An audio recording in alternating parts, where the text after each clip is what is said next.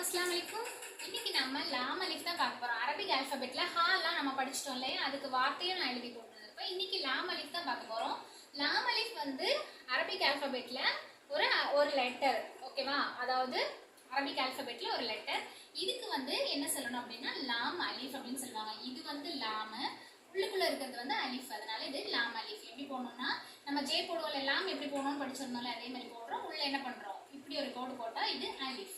இதுக்கு லாம் அலிஃப்னு சேர்த்து சொல்லணும். லாம் அலிஃப், லாம் அலிஃப். இப்போ இது கூட ஜாயின் பண்ணி எழுத முடியாது. லாம் அலிஃப் கூட ஜாயின் பண்ணி எழுத முடியாது. லாம் கூட ஜாயின் பண்ணி எழுதலாம், அலிஃப் இருக்கனால இது கூட ஜாயின் பண்ணி எழுத முடியாது. அப்ப என்ன பண்ணணும் அப்படின்னா லாம இந்த மாதிரி நம்ம போடுவோம்.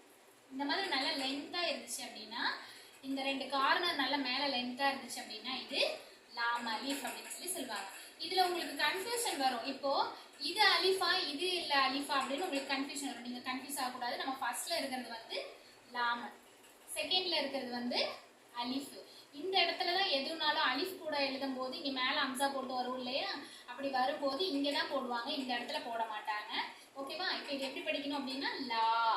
லா அப்படின்னா என்ன தெரியுமா? அரபில லா அப்படின்னா நோ, இல்லை. ஏற்கனவே நம்ம அரபிக் லாங்குவேஜ் படிச்சுட்டு இருக்கோம் இல்லையா, அதுல நம்ம ஏற்கனவே சொல்லியிருப்போம் லா அப்படின்னா இல்லை, நோ அப்படின்னு சொல்லி அர்த்தம்னு சொல்லியிருப்பேன். இது தெரியாதவங்க தெரிஞ்சுக்கோங்க, அதுக்காக தான். லா அப்படின்னா என்ன?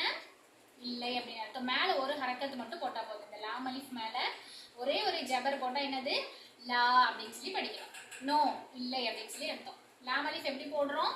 லாம் போடுறோம், உள்ள ஒரு அலிஃப் போடுறோம். இதுக்கு பேர் என்ன? லாம் அலிஃப், லாம் அலிஃப். இது எப்படி எழுதணும்? ஜாயின் பண்ணி எழுதும் போது இந்த மாதிரி வந்துடும். ஆனா இது கூட ஜாயின் பண்ணி எழுத முடியாது. முன்னாடி வரும்போது இந்த மாதிரி லெட்டர் வரும். ஓகேவா? இப்போ இது என்னது? லாம் அலிஃப் மேல ஒரு ஜபர் போட்டா லா அப்படின்னு சொல்லி எழுத சொல்லணும். லா அப்படின்னா என்ன? நோ, இல்லை அப்படின்னு சொல்லி அர்த்தம். புரியுதா உங்களுக்கு? இன்னைக்கு உங்களுக்கு ஒரு கேள்வி என்ன அப்படின்னா, நம்ம ஏற்கனவே இஸ்லாம் கடமை ஈமான் கடமை படிச்சிட்டோம் இல்லையா, ஷார்ட்ஸ்லயும் சொல்லியிருப்பேன், பெரிய வீடியோல போட்டிருப்பேன். அதுல ஈமான் கடமை 5 இல்ல 6 சொல்லி ஃபர்ஸ்ட் கேள்வி. அதுல வந்து சரியான பதில் தெரிஞ்சவங்க கமெண்ட்ஸ்ல சொல்லுங்க. ரெண்டாவது கேள்வி என்னன்னா இஸ்லாம் கடமையில 3வது விஷயம் என்ன? இந்த 2 கேள்விக்கும் சரியான பதில் சொல்லுங்க.